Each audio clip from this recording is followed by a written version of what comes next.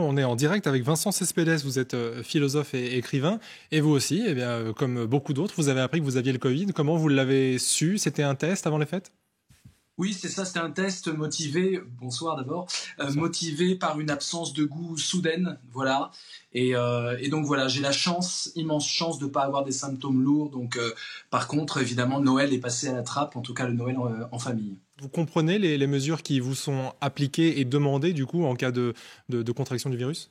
Oui, non seulement je les comprends, mais l'idée même de contaminer des amis, des proches et de la famille, c'est absolument insupportable. À la fois, ce virus nous isole et à la fois, cette pandémie nous donne une grande leçon de solidarité à tous les niveaux. Une leçon de solidarité intime, relationnelle. Si on se vaccine, si on fait attention, on fait aussi attention pour soi, mais aussi pour les autres. Ça, on en a beaucoup parlé. Mais on a aussi une solidarité quasiment géopolitique. Si on laisse des pays sans soins, sans vaccination, des variants vont exister qui vont nous revenir. Donc, de la solidarité intime, familiale, à la solidarité citadine, citoyenne, jusqu'à la solidarité mondiale, c'est cette solidarité humaine que la pandémie, à mon sens, met sur la sellette et nous met à rude épreuve de cela.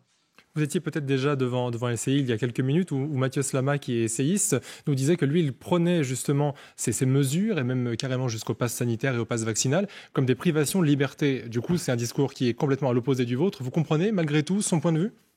Moi, je pense qu'il faut toujours être attentif à ce que j'appelle l'autorisationnisme, cette idée que la liberté sera une liberté autorisée. Il ne faut pas que ça s'ancre dans une habitude démocratique, que ça pénètre trop profondément dans la loi. Donc il y a une vigilance citoyenne à avoir.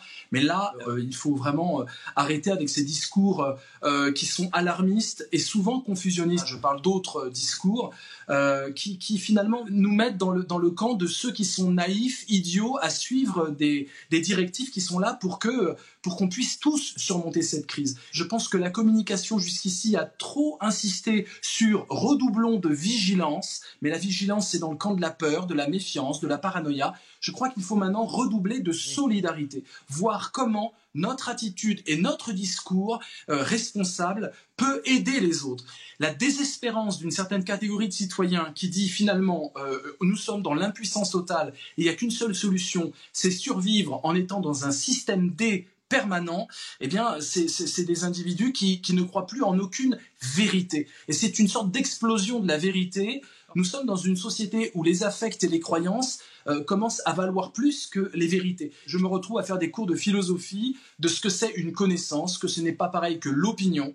Voilà, les opinions, c'est personnel, ça se discute. La connaissance, on n'a pas pour autant la vérité infuse, mais on a des démarches rationnelles de vérification, d'argumentation, de tests, d'expérimentation qui nous rapprochent beaucoup plus de la vérité que des simples sentiments. C'est une immense leçon de philosophie qu'il faut toujours redire, rabâcher et être pédagogue là-dedans et surtout bienveillant. Ne pas prendre les individus qui ont des doutes de haut avec condescendance. Donc il faut se mettre à la place de leur peur, avoir de l'empathie et faire cette pédagogie philosophique. C'est un discours construit. Gérald Kierzek, vous vouliez réagir? Monsieur Cespedes, moi je me bats depuis des mois sur cette hystérisation. Globalement, quand la vague monte, on a les alarmistes, et quand la vague descend, on a soi-disant des complotistes ou des rassuristes. Comment on fait pour atterrir et pour arriver justement, alors ce que vous appelez la vérité, ou en tout cas s'approcher à quelque chose qui serait plus pragmatique ou plus proche de la réalité? Je crois qu'il faut faire des cours de ce que c'est la science. Je crois vraiment que c'est le rapport aux scientifiques qui est aujourd'hui éclaté. Il faut revenir à ce que c'est une vérité scientifique. La vérité scientifique, elle n'est pas achetée par Big Pharma.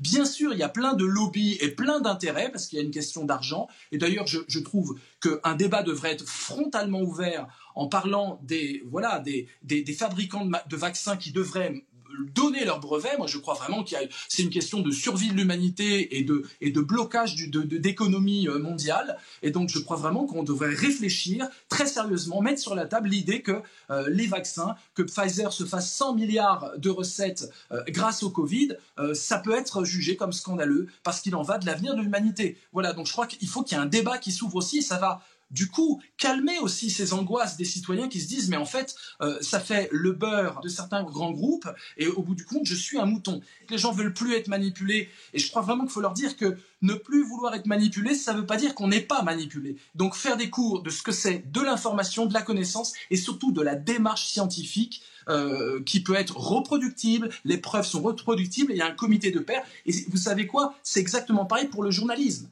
Des articles de journaux, il faut expliquer aussi aux citoyens que c'est pas n'importe quoi et qu'il y a un système d'autorégulation dans ces corps de métier. Merci beaucoup Vincent Cespedes.